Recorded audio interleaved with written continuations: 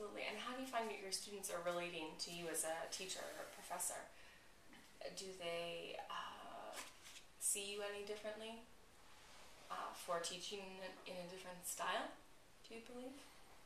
I think so, because my what I do differently is to respect them a lot.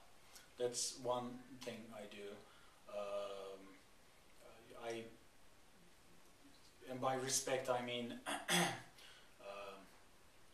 like I build a website, and everything about the course is on that website, and there's nothing ambiguous about the course at all. Like, they know what to do. I have an announcement page, so when I have announcements, I talk to them from there. They can email me. I respond the same day.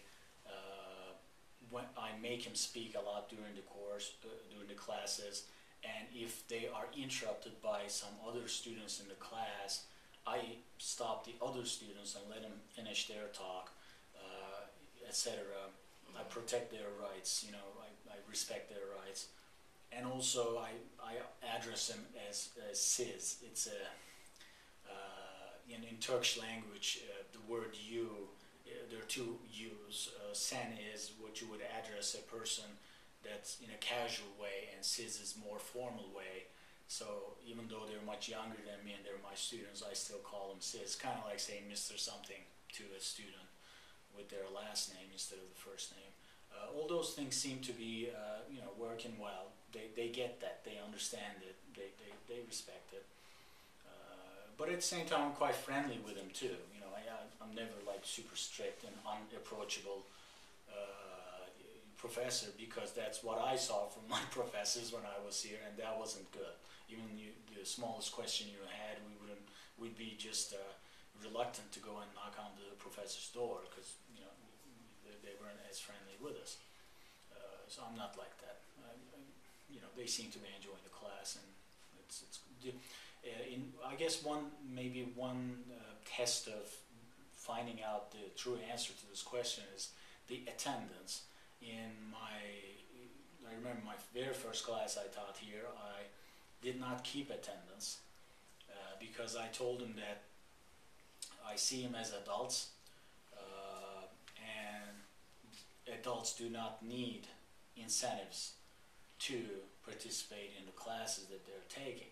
That was their choice to come to college and take my class, and if they want to be here, they would come.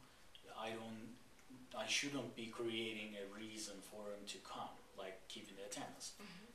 And interestingly, maybe like that's the human psychology or something, it might be working reversely. But when you say that and give the freedom to people, they seem to attend the classes more than the times that you keep the attendance sheet. So in that particular class, the whole class was full, because people felt maybe like empowered and respected, and maybe mature, so they came to class. That's great.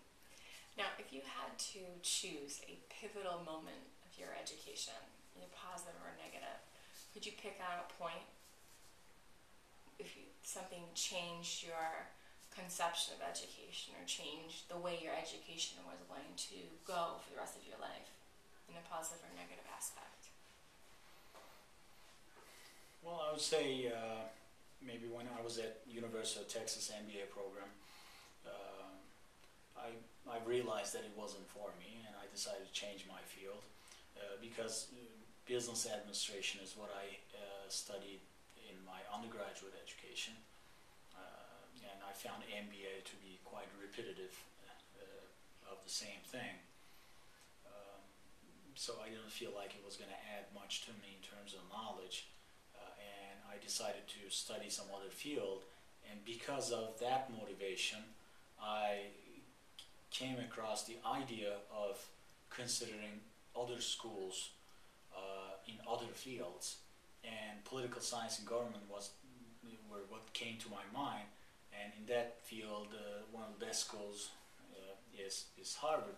So I talked to my dean, and he encouraged me and wrote a recommendation letter for me to recommend me for the school.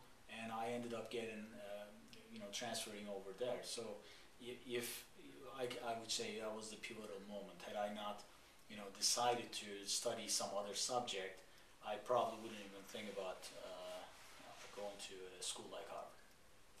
Well, thank you so much for your time. You're welcome. It was my pleasure.